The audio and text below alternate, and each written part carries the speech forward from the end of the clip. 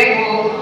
ಮತ್ತೆ ನಾವು ತಿನ್ನುವ ಬಣ್ಣ ಬಣ್ಣದ ಆಹಾರಗಳೇನಿದೆ ಅದರಲ್ಲಿರುವಂತಹ ಕಲರ್ಸ್ ಇರ್ಬೋದು, ಅಥವಾ ಟೇಸ್ಟ್ಗೋಸ್ಕರ ಹಾಕುವಂತಹ ಅಜಿನೋಮೋಟೊ ಇರ್ಬೋದು, ಅಥವಾ ಎಲ್ಲರಿಗೂ ಇಷ್ಟ ಆಗುವಂಥ ನೂಡಲ್ಸ್ ಅಲ್ಲಿರೋ MSG ಇರ್ಬೋದು, ಮೊನೊಸೋಡಿಯಂ ಗ್ಲೂಕೋಮೇಟ್ ಇರ್ಬೋದು. ಇವೆಲ್ಲ ಕ್ಯಾನ್ಸರ್ಗೆ ಕಾರಣ ಆಗುವಂಥದ್ದು ಅನ್ನೋದು ನಮ್ಗೆಲ್ಲರಿಗೂ ಗೊತ್ತಿದೆ. ಆದ್ರೂ ಕೂಡ ನಾವು ಅದನ್ನ ಉಪಯೋಗಿಸ್ತಾ ಇದ್ದೀವಿ.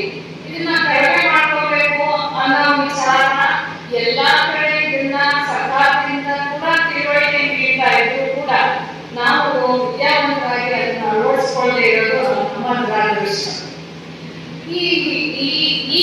ಈಗಿನ ಪರಿಸ್ಥಿತಿಯಲ್ಲಿ ನಾವು ಜೀವನ ಶೈಲಿಯ ಬದಲಾವಣೆ ಅತ್ಯವಶ್ಯಕವಾಗಿದೆ.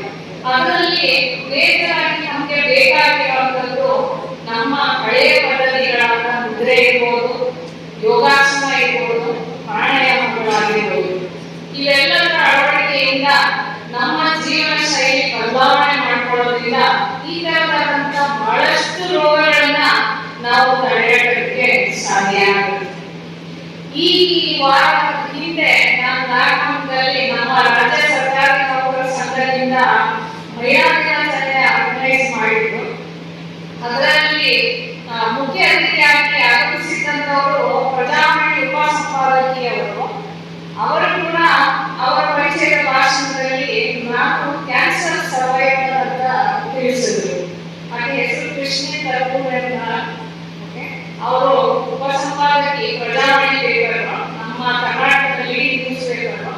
ಅದು ಕೂಡ ಆಕೆ ಹೆಮ್ಮೆಯಿಂದ ಹೇಳ್ಕೊಂಡಿದ್ದು, ನಾನು ಕ್ಯಾನ್ಸರ್ ಸರ್ವೈವರ್, ನಾನು ಒಬ್ಬಳೇ ಅದನ್ನ ಹೋರಾಟ ಮಾಡಿಲ್ಲ, ನನಗೆ ಸಹಕಾರ ನೀಡಿದ್ದಾರೆ ಬಹಳಷ್ಟು ಜನ.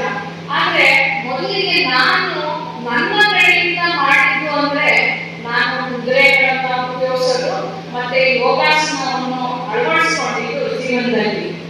ನನ್ನ ಮೊದಲ MRI ಸ್ಕ್ಯಾನಿಂಗ್ ಎರಡನೇ MRI ಸ್ಕ್ಯಾನಿಂಗ್ ಮಧ್ಯದಲ್ಲಿ ಡಾಕ್ಟರ್ ನೀಡಿದ ಔಷಧಿಯಿಂದ ನನ್ನ ಈ ಬದಲಾವಣೆ, ಜೀವನ ಶೈಲಿಯಾದ ಬದಲಾವಣೆಯಿಂದ ಬಹಳಷ್ಟು ವ್ಯತ್ಯಾಸವನ್ನು ನಾನು ಡಾಕ್ಟರೇ ಆಶ್ಚರ್ಯ ಪಡೆದಷ್ಟು ರೀತಿಯಲ್ಲಿ ಬದಲಾವಣೆ ಆಗಿತ್ತು ಅನ್ನೋದನ್ನ ಅವರು ತಿಳಿಸ್ಕೊಡ್ರು.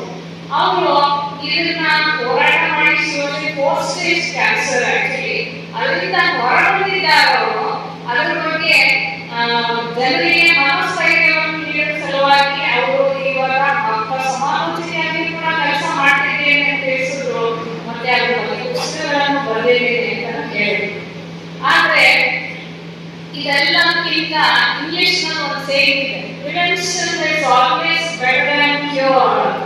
ಸೊ ನಾವು ಇದೆಲ್ಲ ನಿಮಗೆ ಮಾದರಿಯಾಗಿ ಇಂಥವ್ರು ಕ್ಯಾನ್ಸರ್ ಇಂದ ಹೊರಬಂದಿದ್ದಾರೆ, ಈ ತರ ಇದ್ದಾರೆ, ಆ ತರ ಇದ್ದಾರೆ ಅಂತ ಎಲ್ಲ ನಿದರ್ಶನಗಳನ್ನ ಹೇಳೋದು ಸುಲಭ ಅನಿಸ್ಬೋದು. ಆದ್ರೆ ಅಳವಡಿಕೆ ಮಾಡ್ಕೊಳ್ಳೋದು ತುಂಬಾ ಕಷ್ಟ. So prevention is better than cure ಅಂದ್ರೆ ಪ್ರಿವೆನ್ಷನ್ ಅಂದ್ರೆ ನಾವು ಏನ್ ಮಾಡ್ಬೇಕು, ನಮ್ಮ ಹಳೆಯ ಪದ್ಧತಿಗಳಾದ ಹಸ್ತ ಮತ್ತೆ ಯೋಗಾಸನ ಮತ್ತೆ ಪ್ರಾಣಾಯಾಮಗಳನ್ನ ಜೀವನದಲ್ಲಿ ಅಳವಡಿಸುವಂತ ಪ್ರಯತ್ನ ಎಲ್ಲ ಮಾಡಬೇಕು. ನಮ್ಮ ನಾಗಮಂಗಲದಲ್ಲಿ ಇರುವಂತಹ central resources of institute of yoga and naturopathy ನಮ್ಗೆಲ್ಲ ಒಂಥರ ವರದಾನ ಇದ್ದಂಗೆ. ಯಾಕೆ ಅಂದ್ರೆ ನಮಗೆ ಯಾವಾಗ ಬೇಕೋ ಇದನ್ನ ನಮ್ಗೆ ಕೊಡೋದಕ್ಕೆ ಆಗಿರ್ಬೋದು, ಅಥವಾ ಇದ್ರ ಬಗ್ಗೆ ನಮಗೆ ಬೇಕಾಗಿರುವಂತ ಮಾಹಿತಿ ನೀಡೋದಕ್ಕೆ ಆಗಲಿ ನುರಿತ ತಜ್ಞರು ನಮಗೆ ಇಲ್ಲಿ ಸಿಕ್ಕಿದ್ದಾರೆ. ಇದೆಲ್ಲ ನಿಮ್ಮ ಪುಣ್ಯ.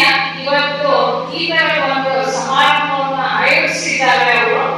ನಾವು ನೀವೆಲ್ಲರೂ ಸೇರಿ ಈ ದಿನದ ಏನಿದೆ ಅದನ್ನ ನಾವು ಶ್ಲಾಘನೀಯವಾಗಿ ನಾವು ಆಚರಿಸಬೇಕು. ಇದು ತುಂಬಾ ಅತ್ಯಂತ ಈಗ ನಮ್ಮ ಪ್ರಸ್ತುತದಲ್ಲಿ ಇರುವಂತಹ ಮೇಜರ್ ಕಾಯಿಲೆ ಆಗಿದ್ದು ಇದರ ಬಗ್ಗೆ ತಿಳುವಳಿಕೆ ಇರ್ಬೋದು, ವಿವಿಧ ರೀತಿಯ ಅಳವಡಿಕೆಗಳಿರ್ಬೋದು, ಅನೇಕ ತಿಳುವಳಿಕೆಯನ್ನು ನೀಡ್ತಾರೆ. ಅದನ್ನ ಎಲ್ಲರೂ ಮನಸ್ಫೂರ್ತಿಯಾಗಿ ತಗೊಂಡು ನಿಮ್ಮ ಮುಂಬರುವಂತ ನಿಮ್ಮ ಪೇಷಂಟ್ಸ್ ಕೂಡ ಇದನ್ನ ಅಳವಡಿಸಿಕೊಳ್ಳಿ ಅಂತ ಕೇಳ್ಕೊಂತ ಈ ದಿನವನ್ನು ಯಶಸ್ವಿಗೊಳಿಸಬೇಕು ಅಂತ ಕೇಳ್ಕೊಳ್ತಾ ಧನ್ಯವಾದ.